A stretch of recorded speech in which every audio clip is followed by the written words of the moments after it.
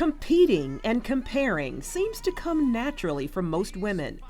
We often compare just about everything among us, our appearances and careers, even our love lives and children.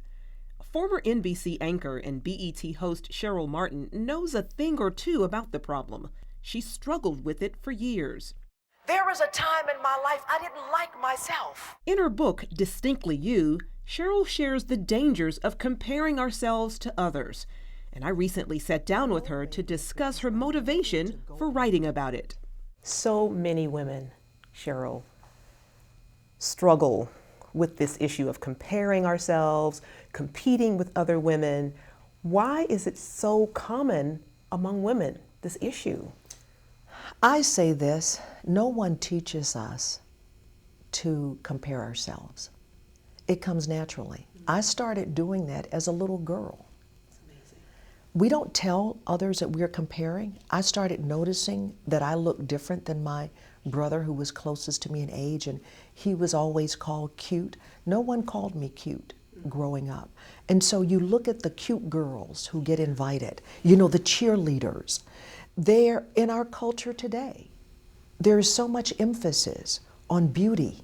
Social media, with its emphasis on sharing only the bright side of life, has made the problem even worse. You can look vicariously at someone else's life, even their ministry, their professional career, and you're like, wow, they just got started. Or what if they do what you do and they do it better?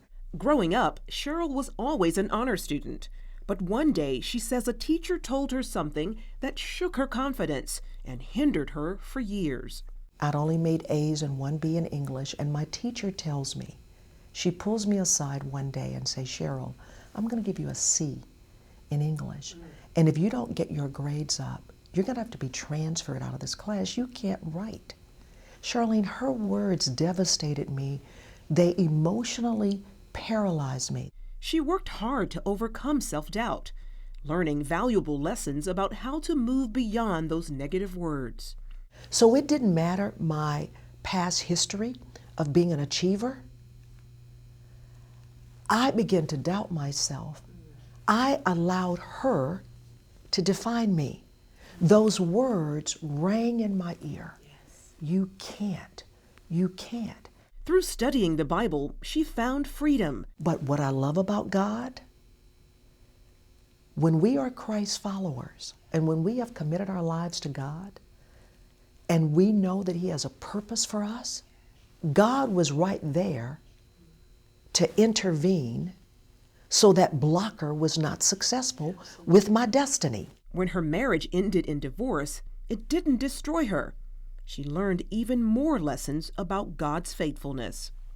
My whole theology changed by going through this storm, by going through this fire. And while I was going through this painful experience, I sensed the presence of God with me. So I now understand when He says, when you go through, I will be with you.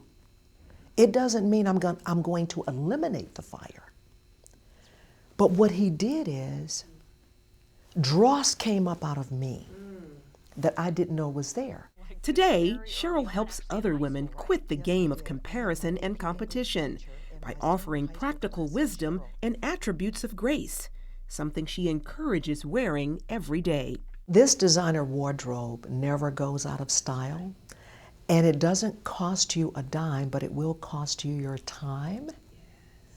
And that wardrobe is putting on every day gentleness, humility, accepting others' faults, forgiveness, love, patience. They're in Colossians 3.